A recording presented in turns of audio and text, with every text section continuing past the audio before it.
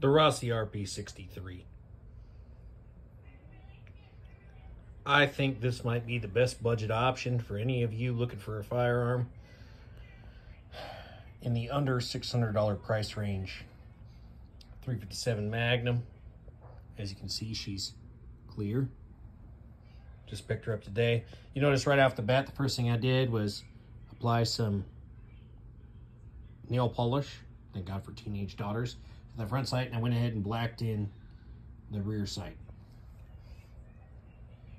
Just a quick comparison for those of you who are looking for the RP63. There's not a lot of data out there. Dan the Wolfman, and of course my dude over there, the firearm guy, pretty much the only guys looking at this gun, and they're comparing it to some other firearms, but they're really not comparing it to the common off-the-shelf stuff. So right off the bat, this is a Taurus 605,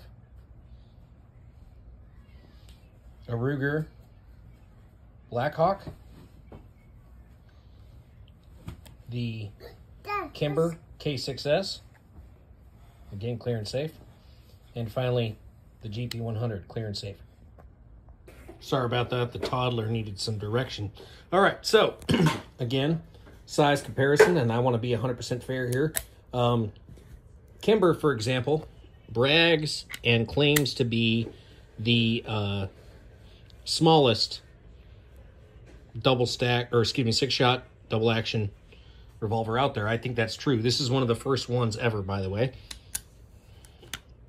I bought it right when they came out. And right off the bat, you'll notice that the K6S and the 63 very similar in frame size. Again, the barrel length, just a mild difference, very similar in frame size. The RP63 is an inch longer in barrel length, but again, very similar. If we put them on their side, again, very similar in size. I can actually pocket carry the RP63. For those of you who are going to bash on pocket carriers out there, you go ahead and do it, but it can be pocket carry, and I'll tell you why. This was my pocket carry option before the 605, and again, you'll notice the platform is about the same. This is a 5-shot here, vice a 6-shot. Now, people will say, well, why would I spend the money on the 63 vice the 605? And that's a fair question. It is a fair question, as you have a $300 handgun vice a $500, $600 handgun. And that's a difficult thing to explain. But right off the bat, you'll notice this top strap on the 605, it's kind of got this sharp edge to it all the way down.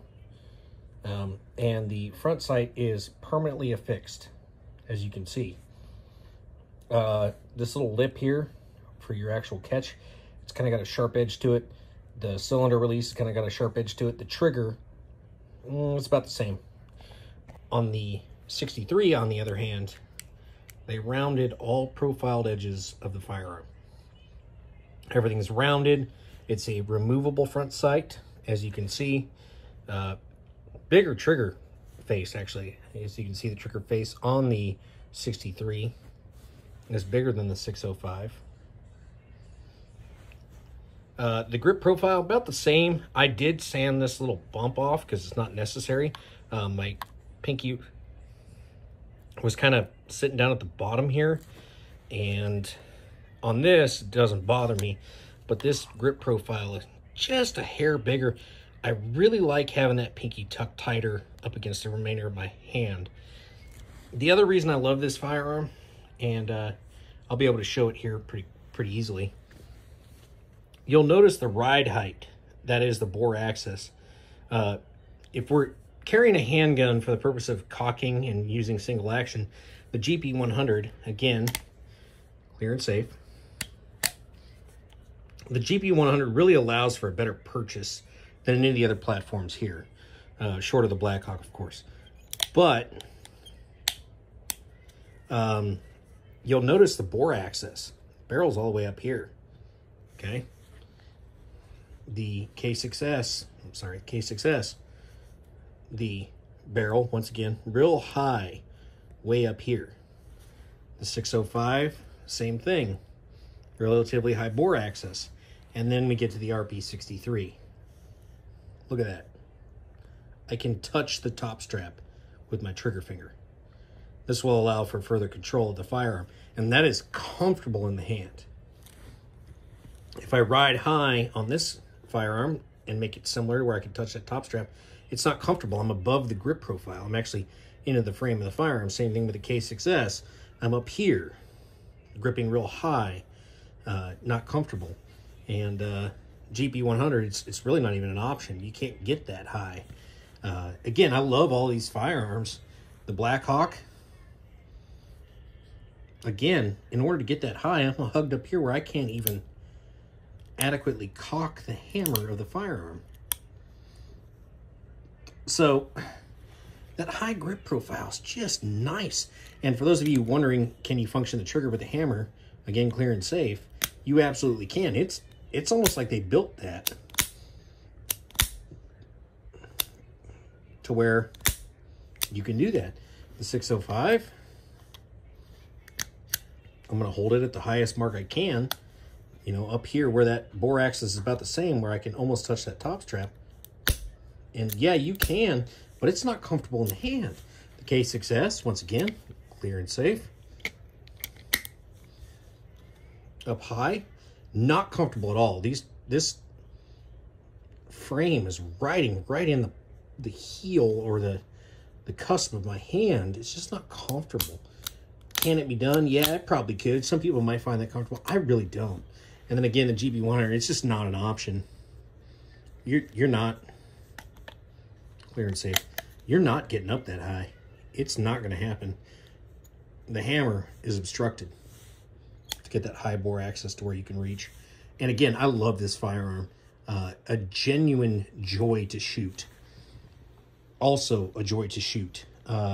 Also a joy to shoot. This, significantly better joy to shoot. And if I was to compare this, if I was to say this is like any firearm here, I'm eliminating the 605 and the GP100. It is very akin, oops, wrong fucking firearm. It is very akin to the K6S. Very, very similar. This platform and this platform are almost designed to be together. They really are. They have the same Sticky brand holsters, very similar profile. Again, just an extra barrel length, an extra inch of barrel length. Now everybody's like, well, yeah, but I mean, what are you sacrificing with that barrel length? Will it fit in your pocket? The answer is yeah, it does. It's a little bit tight. This fits in your pocket a whole lot easier, but that extra inch of barrel length on a 357 Magnum, this is going to outperform this firearm ballistically on a significantly higher level. And then we get to the fact that the grip fits all your fingers. The K6S does not. My pinky is slipping off. Now, you can always change the stocks on both firearms. You can. But in fairness, the machine quality between the two, this is more akin to a Smith & Wesson than it is a Taurus. And it's manufactured by Taurus. That's the funny part about it. So I hope that answers anybody's questions. The K6S, by the way, about the same weight. Both stainless steel firearms, about the same weight between the two. I do think the Kimber has the smoothest release mechanism on any cylinder, including the GP100, which is a similar release mechanism. So don't get me wrong, I think this has the smoothest release. That forward push is not quite as nice, but the Smith guys, they're going to love that. And another thing is if you look at the 605's release mechanism, which is allegedly similar, it's real tight to the body and it's kind of hard to push. And the Rossi is just, I don't know, it's just easier. So, a good value product. If you're a revolver guy like I am, because, you know, shooting twice is stupid, or 357 Magnum is like 9mm for adults, whatever the case may be, if you're a revolver guy, this is a very good option. And to give you an idea, in order to get it on a 3-inch 6-shot, that includes Kimber, Colt, Smith, Ruger, you're going to spend at least $900. This is the most affordable 6-shot 3-inch Magnum on the market, period. Do I know for certain that it's the best? No, not necessarily. The EA wind indicator, heavier.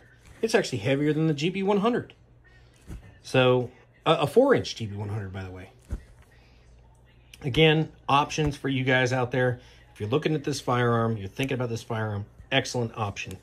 And again, that finger groove, for those of you with larger hands, it may not be a problem. I'm only 5'7" and relatively, small hands. It fits me better. So the other thing I forgot to mention, fixed firing pin. I think they're the only manufacturer in double action models that has a fixed firing pin now. And you'll notice it actually has the Smith disconnector. Let it go all the way home. I'm gonna let off the trigger now. Disconnect. Ruger, transfer bar safety. Taurus, transfer bar safety. And of course the Kimber is a complete control. And finally the Blackhawk with its transfer bar safety. So I will tell you that if you pull the trigger on this firearm, the firing pin protrudes way deeper than any of the other platforms. You can actually see a gap on every other firearm. See that? And there's even a gap on this guy. Even though this has a recessed cylinder, you guys probably won't be able to pick that up. I'm going to ease it down on the Blackhawk as there is no cylinder installed. But once again, a gap.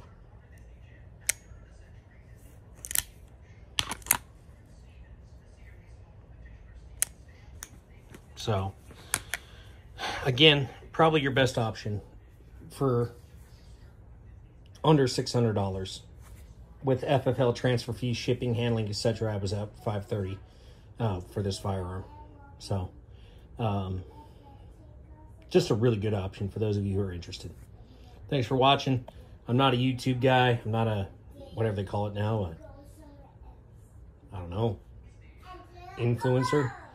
I just wanted to be fair, give you guys an honest review, and tell you what I think. I'm going to shoot her this weekend, and if you guys have any questions, leave it in the comments. I'll hit you up as best I can.